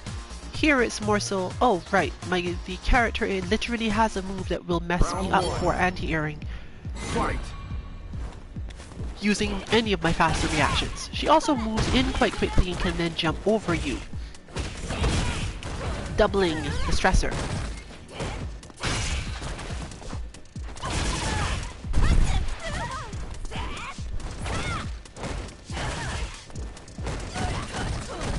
can see it right there. There are certain jump back anti-airs, but those are less reliable and actually are more or less janken. Like, you don't know if the jump back heavy kick, jump back medium kick. These things work, but only if Juri precisely tried to do X thing or Y thing. Still, they're usually better than letting Juri jump. So that's still an option you can use. Juri's large amount of forward movement, however, means that Karin's jumps are likely to miss altogether. Along with a lot of other things she does.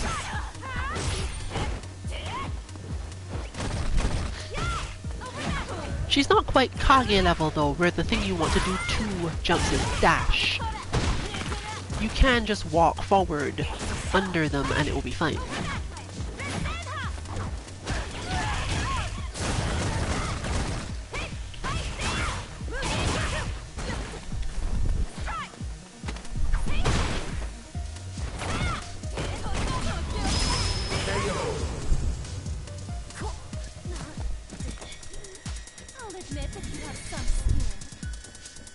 Final round.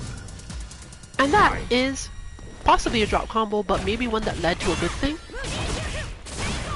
Nope, intentional. Recognizing that you're going to need that meter for those situations. And therefore, can't afford to use the Seiya even if it would clinch you the win, and you'd have to work harder without it.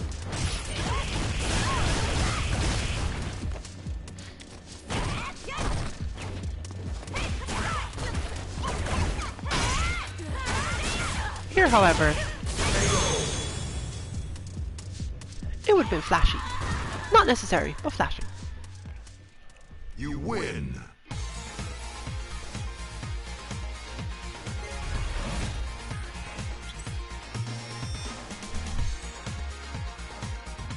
For players who play this type of character, flinching is one of your largest opponents in any match. That's why they spend so long training, making sure that every time they see a situation, it feels at least somewhat familiar.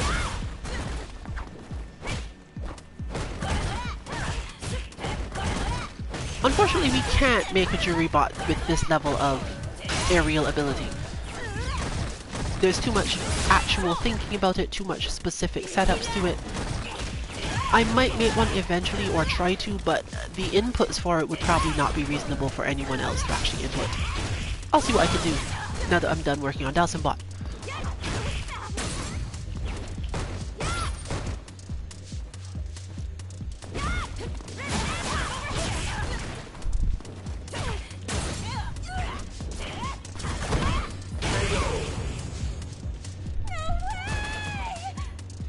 But one would generally want to reach the point where this is not even mentally straining. Round 2.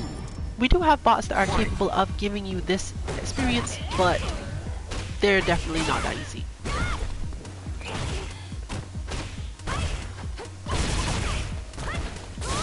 Mostly compounded by the fact that if Juri is doing specific things, she will cause you to mentally focus on those things.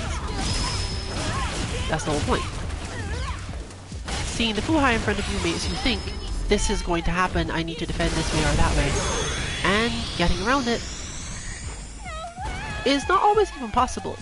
Basically, even if you think, well, I obviously need to respond by doing uppercut here, it is possible for Juri to get around that situation and make it so that you end up getting hit instead. Depends on character. With basically the only immune characters to this strategy from her in the game being Ji and Chun-Li.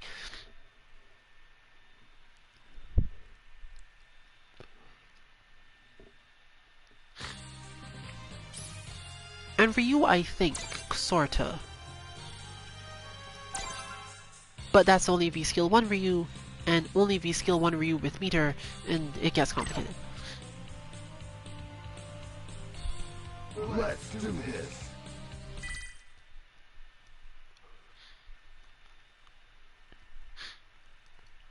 In the case of Omni Rabbit, generally, Juri has more trouble with this because Laura's anti-air is usually quite good and relatively easy. And if she absolutely needs to, her jump medium punch is also very functional for this. What Lara lacks, however, is a certain mid-range capacity, making her have to face off with Juri's stand medium kick and back heavy kick her axe kick a lot more often. One big advantage that Omni Rabbit has learned over the time is the Juri player isn't going to jump as much, and if they're going to jump, then you're happy. Oh, they've gone on to Bison, which makes this almost exactly the same thing, actually. With this style of play, the general goal for Omni Rabbit's Lara is to jump for a cross-up. Not because jumping is a great idea, but because the opponent is looking for their own space to jump and therefore isn't as focused on the anti-air. But they are constantly putting themselves in a space where either of you could jump, but Lara has the stronger anti-air, so the other person has to think more about it. Whereas Lara can jump a bit more freely, especially since she's a very momentum-y character, and once she does get enough of an advantage, by the jump or otherwise, she doesn't care as much about being anti-air. This is particularly true against Juri and Bison because their anti-airs, while they do damage, don't usually lead into huge kills.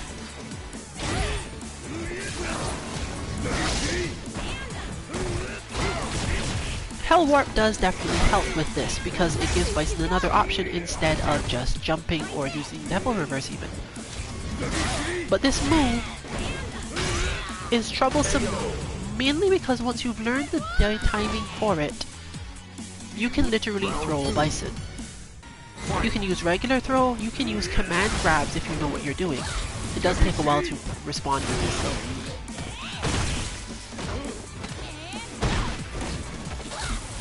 But it is, unfortunately for Bison players, relatively practicable. Fortunately, our bot does in fact do this, especially if you haven't input it all that perfectly. Actually, the more perfect your Bison bot input is, the less likely it is to use Hell Warp often, but it doesn't really change its tendency to use it correctly. So, yeah, that. I'm not really sure it needs to be different given that the move is technically plus, so you should have some risk for doing it. But know that you can just stop the move.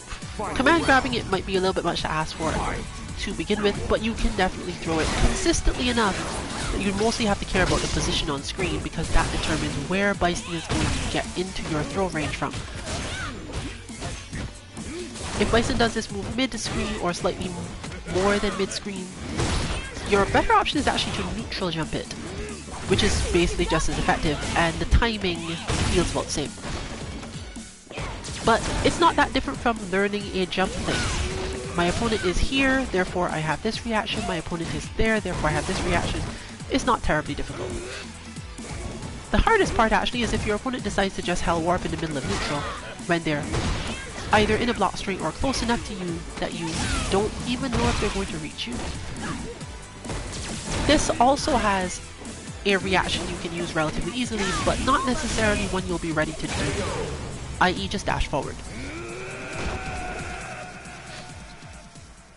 Lara wins. You can, in fact, dash forward and keep dashing in that direction, which will become a backdash, just in case your opponent decides, I'm just going to do it again.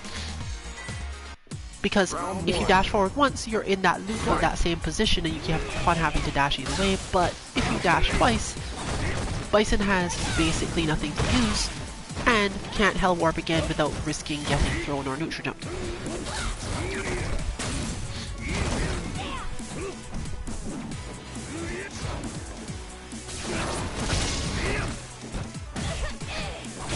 Fortunately, he does have that as an option to make sure the Hell Warp works, and as this is a Juri player, they'll definitely think of it.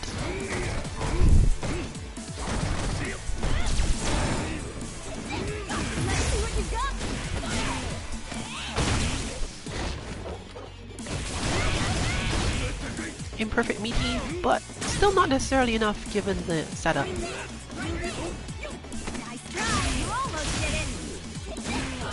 Sway is just a bit too long for Bison to get much out of head stomps in this.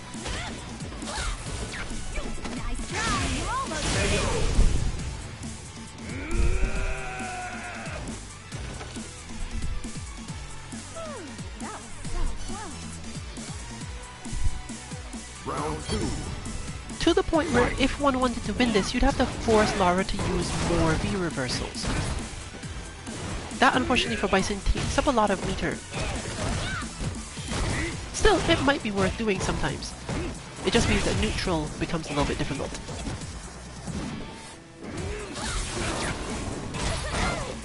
But there we go. A fairly optimal use of the meter given the matchup and the player.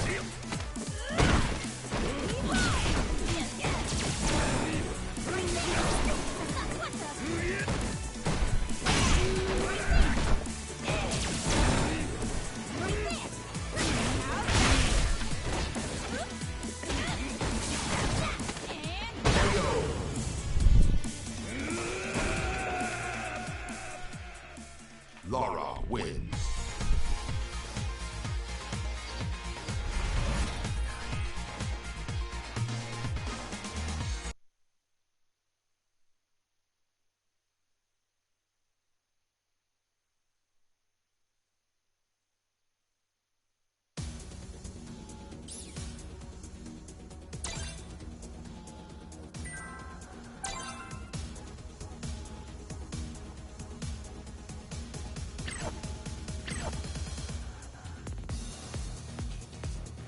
Let's do this. That appears to have been last round. And we're probably going because the chances that we will actually be able to watch this match are kind of small. We'll see what we get, but basically as soon as we get spectating halted, even if it's now, that we're off for the night. Our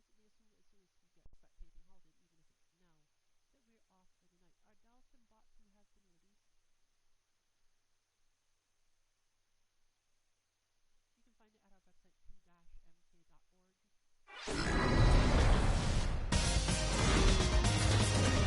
has been released. You can find it at our website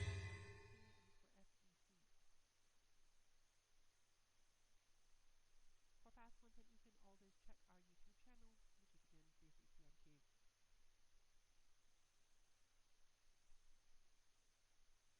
Most of the links are available from the website. Boom! That's how you start the fight! Round one. Fight!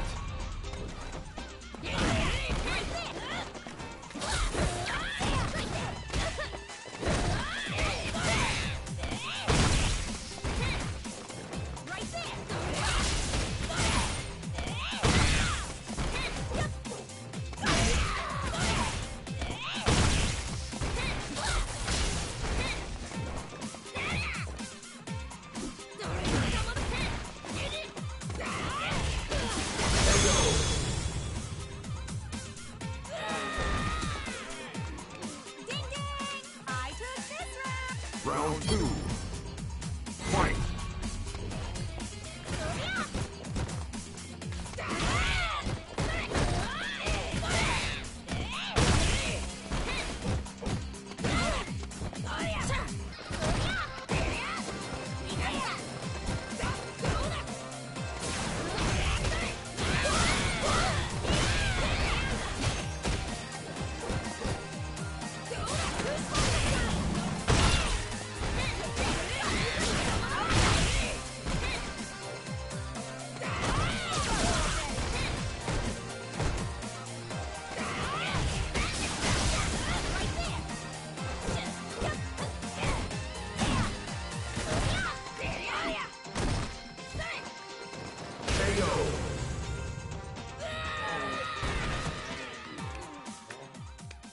Lara wins.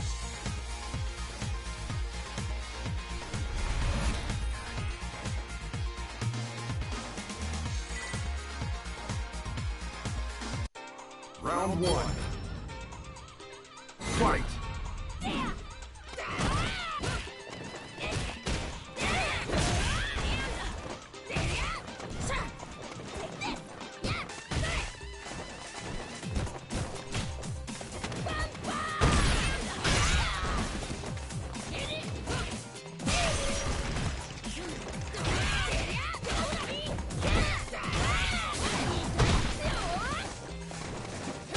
KO.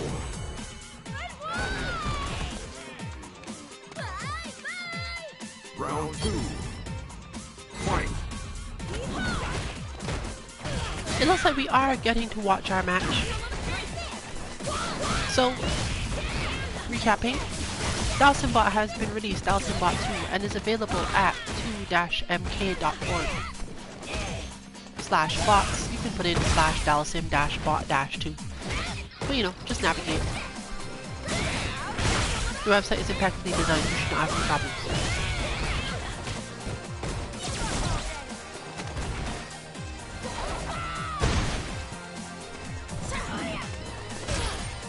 Information about anything relevant to stuff like our potential new jumping jury bot. Final round. Will be given out either at the end of streams or on our Twitter 2_MK_FGC.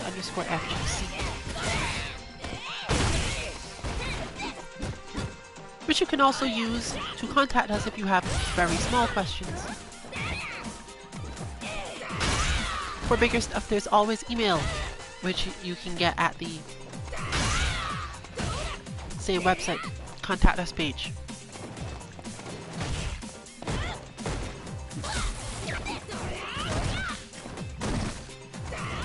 Of course, if you're a Redditor or similar, the community members that are familiar with our content are usually able to help you directly.